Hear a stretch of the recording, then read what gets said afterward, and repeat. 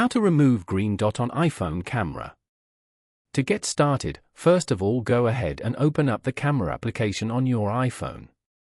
You will see a green dot appear at the top of your screen, and it is a privacy feature that indicates an app is using your camera. To check which app is using it, swipe down from the top right corner to open the control center. It will show which app is currently active. Now, go back to the home screen and open up the Settings app. Scroll down to find and tap on Privacy and Security. Then, go to the Camera option. This section lists all applications that have requested access to your camera. To disable any access for an app, turn off the toggle switch beside its name. The app can no longer access your camera. You can easily grant permission again by tapping the switch back on. Following these steps, you can easily remove the green dot on an iPhone camera.